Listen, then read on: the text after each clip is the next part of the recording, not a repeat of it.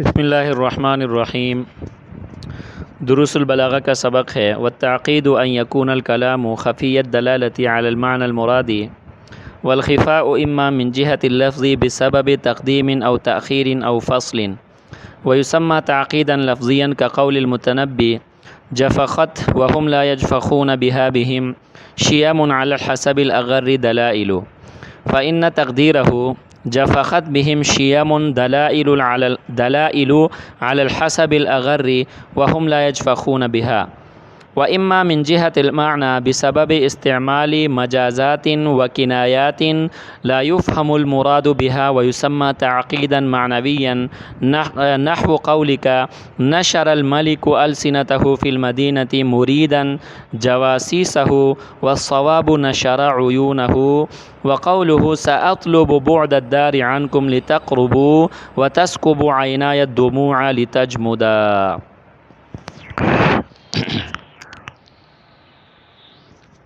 ترجمہ ذرا سماعت فرمائیں۔ والتعقید اور تعقید ان یکون الکلام یہ ہے کہ کلام ہو خفی الدلالتی خفی الدلالہ علی المعنی المرادی معنی مرادی پر، کلمہ کا معنی مرادی پر خفی الدلالہ ہونا تعقید کہلاتا ہے۔ اچھا، والخفاء اما من جہت اللفظ، اور یہ کلام کا جو خفی الدلالہ ہونا ہے، جو خفا ہے، یا تو یہ لفظ کی جہت سے ہوگا باعتبار تقدیم او تاخیر، تقدیم اور تاخیر کے اعتبار سے، او فصل یا فصل کے اعتبار سے، ویسمى تعقیدا لفظیا، اور اس کو تعقید لفظی کہا جاتا ہے، كقول المتنبی، جیسا کہ متنبی کا یہ قول، جفخت فخر کیا، وَهُمْ لَا يَجْفَخُونَ بِهَا بِهِمْ، اور وہ اس کے ساتھ، ان کے ساتھ فخر نہیں کرتے، شیام ایسی خصلتیں، علی الحسب الأغر، جو کہ اعلیٰ حسب نسب کے ہونے پر، دلائل دلیلیں ہیں، فَإِنَّ تقدیرہ، پس اس کی تقدیر عبارت، جفخت بہم شیام، ان لوگوں پر فخر کرتی ہیں ایسی خصلتیں، دلائل علی الحسب الأغر، جو کہ ان کے بلند نسب ہونے پر دلائل ہیں اور نشانیاں ہیں، وَهُمْ لَا يَجْفَخُونَ بِهَا، اور وہ لوگ ان خصلتوں پر فخر نہیں کرتے۔ بس اتنا ہی آج اس کی وضاحت کرتے ہیں تعقید لفظی کی۔ اچھا جی، ہم نے فصاحت کلام میں پڑھا تھا کہ کلام جب 3 عیوب سے پاک ہو تو وہ کلام فصیح کہلاتا ہے، اور جو کلام فصیح ہو ہم اس کے اوپر جو ہے نا وہ فصاحت کلام کا حکم لگاتے ہیں۔ ان عیوب میں سے ایک عیب تھا تنافر الکلمات مجتمعاتاً، دوسرا عیب تھا ضعف تالیف، اور تیسرا عیب تھا تعقید۔ آج ہم اس تیسرے عیب یعنی تعقید کو کیا کریں گے؟ بیان کریں گے۔ اچھا بیٹا، تعقید کا لفظی معنی ہے گیرا لگانا۔ تعقید کا لفظی معنی کیا ہے بیٹا؟ گیرا لگانا۔ عقد بھی اسی سے ہے، اور عقد سے ہے، یہ عقد اس سے نہیں ہے، عقد سے ہے۔ عقد کا مطلب ہوتا ہے گیرا لگانا، گیرا لگا کر کسی چیز کو کیا کرنا؟ مضبوط کرنا۔ اور عقیدہ بھی اسی سے ہے۔ عقیدہ بھی اس کو اس لیے کہا جاتا ہے کہ انسان اپنے دل میں اس کا کیا کرتا ہے؟ گیرا لگاتا ہے، اس کو گانٹھ لگا کر اس کو مضبوط کر کے اپنے دل میں رکھتا ہے۔ عقیدہ بھی اس لیے کہا جاتا ہے۔ تو یہ تعقید بھی بیٹا اسی عقد سے ہے۔ سمجھ میں آ گئی کہ نہیں آئی؟ دیکھیں، اگر کسی چیز کو گیرا لگایا جائے وہ الجھ جاتا ہے، پیچیدہ ہو جاتا ہے، پیچیدہ ہو جاتا ہے۔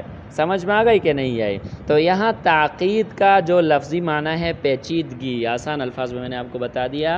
تعقید کا لفظی معنی کیا ہے بیٹا؟ پیچیدہ ہونا، الجھا ہوا ہونا۔ سمجھ میں آئی کہ نہیں آئی؟ علم بلاغت والوں کی اصطلاح میں تعقید کسے کہا جاتا ہے؟ ان یکون الکلام خفی الدلالۃ علی المعنی المرادی، کلام کے معنی مرادی پر دلالت کرنے میں خفا ہونا، کلام کے معنی مرادی پر دلالت کرنے میں خفا ہونا، سمجھ میں آ گئی کہ نہیں، کہ وہ کلام ایسا ہوتا ہے کہ معنی مرادی پر دلالت کرنے میں اس میں کیا ہوتا ہے، خفا ہوتا ہے، خفی الدلالہ ہوتا ہے، وہ اپنے معنی مرادی پر دلالت کرنے میں واضح اور صریح نہیں ہوتا۔ سمجھ میں آئی کہ نہیں آئی بیٹے؟ یعنی کلام جو معنی مرادی پر دلالت کرتا ہے اس میں خفا ہوتا ہے، آسان الفاظ میں اس میں کیا ہوتا ہے، خفا ہوتا ہے۔ اچھا بیٹا، پھر یہ خفا دو قسم پر ہے، خفا یا تو لفظ کی جہت سے ہوگا یا معنی کی جہت سے ہوگا۔ خفا یا کس لفظ سے ہوگا، جہت سے ہوگا بیٹا؟ معنی کی لفظ کی جہت سے ہوگا اور یا معنی کی جہت سے ہوگا۔ اگر خفا لفظ کی جہت سے ہو تو اس کو تعقید لفظی کہا جاتا ہے۔ اگر خفا کس جہت سے ہو بیٹا؟ لفظ کی جہت سے ہو، لفظ کے طرف سے ہو تو اس کو خفا لفظی کہا جاتا ہے، اور اگر خفا معنی کی جہت سے ہو تو اس کو تعقید معنوی کہا جاتا ہے۔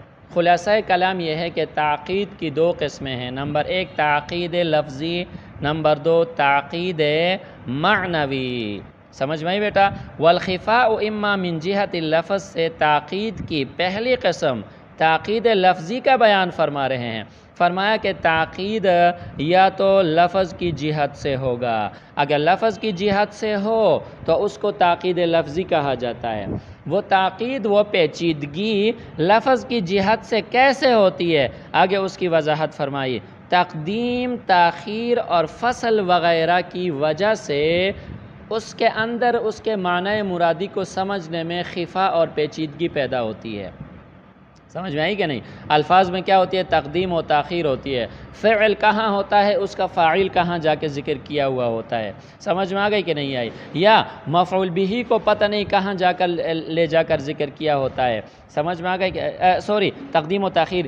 تقدیم و تاخیر اس طرح ہوتی ہے کہ مثال کے طور پر متعلق کو پہلے بیان کیا ہوا ہوتا ہے اور اس کے فعل کو بعد میں لا کر ذکر کیا ہوتا ہے، سمجھ میں آ گئی کہ نہیں؟ اب یہ تقدیم و تاخیر ہے، سمجھ میں آئی کہ نہیں ہے؟ یعنی جو چیز تقدیم چاہتی ہے اس کو مؤخر کیا جاتا ہے اور مؤخر چیز کو مقدم کیا جاتا ہے، سمجھ میں آئی کہ نہیں؟ او فصل، یا درمیان میں فاصلہ آ جاتا ہے۔ فاصلہ کی مثال یہ ہے کہ فعل ایک جگہ پر ہے اور اس کا فاعل آگے جا کر کسی اور جگہ میں بیان کیا گیا ہے، سمجھ میں آ گئی کہ نہیں؟ یا موصوف ایک جگہ پر ہے، اس کے موصوف اور صفت کے درمیان میں جو نا الفاظ کا کیا ہوتا ہے؟ فاصلہ ہوتا ہے۔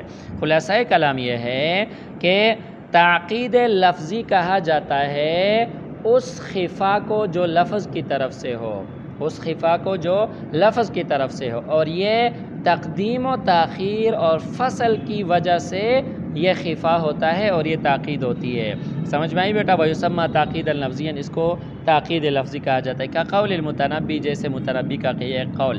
دیکھیں اردو میں بھی ہم اس کا ترجمہ کرتے ہیں تو معنی سمجھ میں نہیں آتا، اردو میں بھی جب ہم اس کا اسی طرح ترجمہ کرتے ہیں جس طرح یہ لکھا ہوا ہے تو سمجھ میں نہیں آتا۔ دیکھیں ذرا، جفخت فخر کرتی ہے، فخر کیا، سمجھ میں آ گئے کہ نہیں؟ وَهُمْ لَا يَجْفَخُونَ، اور وہ فخر نہیں کرتے، بہا اس کے ساتھ، بہم ان کے ساتھ۔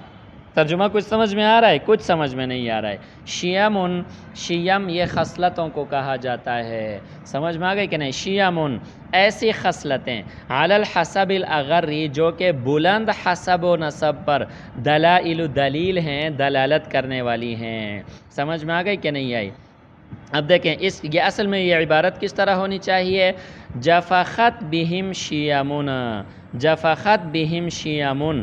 اب دیکھیں جفخت فعل ہے اور بہم اس کے ساتھ متعلق ہے، درمیان میں وہم لا یجفخون بہا کا فاصلہ ہے، تو فصل آیا درمیان میں کہ نہیں آیا؟ فصل آ گیا، سمجھ میں آئی بیٹا؟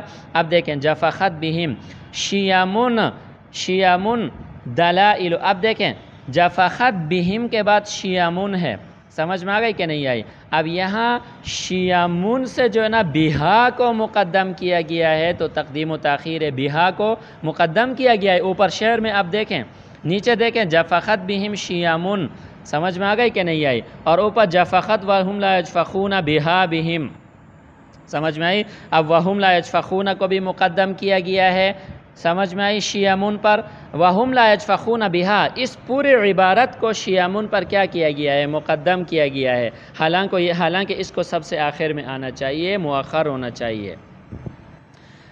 اسی طرح آگے دیکھیں، شیامون موصوف ہے، دلائل اس کی صفت ہے۔ اوپر شعر میں دیکھیں اس کے اور اس کے صفت کے درمیان میں علی الحسب الاغری کا کیا ہے بیٹا؟ فاصلہ موجود ہے۔ سمجھ میں آئی کہ نہیں آئی؟ اب دیکھیں دوبارہ، جفخت بہم شیامون، ان لوگوں پر ایسی خصلتیں، ان لوگوں پر ایسی خصلتوں نے فخر کیا ہے، ان لوگوں پر ایسی خصلتوں نے کیا کیا ہے؟ فخر کیا ہے۔ جفخ یجفخ کا مطلب ہوتا ہے فخر کرنا، ناز کرنا۔ جفخت بہم شیامون، وہ ایسے عظیم لوگ ہیں کہ ان لوگوں پر خصلتیں، کون سی خصلتیں فخر کرتی ہیں؟ ایسی خصلتیں دلائل علی الحسب الاغری، جو ان کے بلند حسب نسب والے ہونے پر دلائل ہیں، نشانیاں ہیں۔ حالانکہ آگے واو حالیہ ہے، وَهُمْ لَا يَجْفَخُونَ بِهَا، حالانکہ وہ لوگ ان خصلتوں پر فخر نہیں کرتے، وہ لوگ ان خصلتوں پر فخر نہیں کرتے کہ ہمارے اندر بہادری کی خصلت ہے، ہمارے اندر جو ہے نا وہ مہمان نوازی کی خصلت ہے، ہمارے اندر سخاوت کی خصلت ہے، ہمارے اندر اچھے اخلاق والے ہونے کی خصلت ہے۔ لوگ تو خصلتوں پر فخر کرتے ہیں، لیکن میں جن لوگوں کی تعریف بیان کرتا ہوں وہ ایسے عظیم لوگ ہیں کہ گویا کہ خصلتیں ان کے اوپر فخر کرتی ہیں۔ سمجھ میں آئی کہ نہیں؟ اب دیکھیں اوپر شعر کو دیکھیں اور نیچے اس عبارت کو دیکھیں تو خود بخود آپ کو سمجھ میں آ جائے گا کہ اس میں تقدیم و تاخیر بھی ہوئی ہے اور اس میں فصل بھی ہوئی ہے۔ سمجھ میں آئی بیٹا؟ اوپر شعر میں دیکھیں، جفخت فعل، بہم اس کے ساتھ متعلق ہے، فعل اور شیامون جو ہے نا بیٹا اس کا فاعل ہے۔ تو دیکھیں جفخت فعل، اس کے فاعل، اور اسی طرح اس کے متعلق کے درمیان وَهُمْ لَا يَجْفَخُونَ بِهَا کا فاصلہ موجود ہے۔ آپ اوپر شعر میں دیکھیں فاصلہ کیا ہے بیٹا؟ موجود ہے۔ سمجھ میں آئی؟ اسی طرح جفخت فعل کے فاعل اور متعلق اس سے پہلے وَهُمْ لَا يَجْفَخُونَ بِهَا کو مقدم کر کے ان کو مؤخر کیا گیا ہے، تو تقدیم و تاخیر بھی ہے اور فصل بھی ہے۔ تقدیم و تاخیر اس لیے ہے کہ جفخت بہم شیامون، سمجھ میں آ گئی کہ نہیں آئی؟ اب بہم شیامون کو پہلے آنا چاہیے، وَهُمْ لَا يَجْفَخُونَ بِهَا کو آخر میں آنا چاہیے، تو وَهُمْ لَا يَجْفَخُونَ بِهَا کو بہم شیامون پر مقدم کیا گیا ہے، تو تقدیم و تاخیر بھی ہے۔ اور فاصلہ اس لیے ہے، جفخت فعل ہے، شیامون اس کا فاعل ہے، بہم اس کے ساتھ جو ہے نا وہ کیا ہے؟ متعلق ہیں، تو فعل اور اس کے فاعل اور متعلق کے درمیان میں کیا لایا گیا ہے؟ فاصلہ لایا گیا ہے۔ اسی طرح آگے دیکھیں بیٹا، شیامون یہ کیا ہے بیٹا؟ موصوف ہے۔ شیامون کیا ہے؟ موصوف۔ دلائلو یہ اس کی صفت، موصوف اور اس کی صفت کے درمیان میں علی الحسب الاغری کا کیا ہے؟ فاصلہ موجود ہے۔ سمجھ میں آئی بیٹا؟ اسی طرح علی الحسب الاغری یہ متعلق ہے دلائلو کے ساتھ، اور یہ دلائلو پر کیا ہے؟ مقدم ہے۔ سمجھ میں آئی بات کہ نہیں آئی؟ جی بیٹا، اب دیکھیں اس میں تقدیم و تاخیر بھی ہے اور اس میں فصل بھی ہے۔ اس تقدیم و تاخیر اور فصل کی وجہ سے الفاظ، دیکھیں نا الفاظ ہیں، یہ تقدیم و تاخیر کن کی ہوتی ہے؟ الفاظ کی ہوتی ہے نا بیٹا۔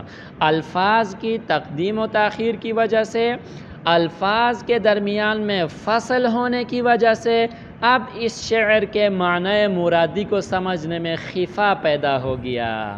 سمجھ میں آئی بیٹا؟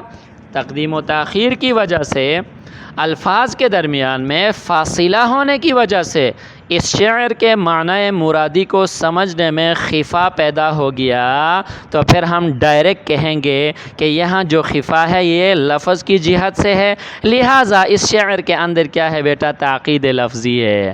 اس شعر کے اندر کیا ہے؟ تعقید لفظی ہے۔ حالانکہ دیکھیں نا شعر میں اس نے کتنی زبردست جو ہے نا وہ کیا کی ہے؟ تعریف بیان کی ہے۔ اس نے کہا ہے کہ میں ایسے لوگوں کی تعریف بیان کرتا ہوں کہ وہ لوگ بڑی خصلتوں پر، وہ لوگ اپنے حسب نسب کے بڑے ہونے پر ناز نہیں کرتے، بلکہ ان کے حسب نسب اور ان کی خصلتیں ان لوگوں پر ناز کرتی ہیں۔ دیکھیں تعریف کا کتنا زبردست طریقہ ہے، لیکن تاکید لفظی ہے، اس وجہ سے یہ فصاحت کلام کے کیا ہے بیٹا؟ خلاف ہے، اور اس شعر کے اندر تاکید لفظی ہے۔ سمجھ میں آئی بات؟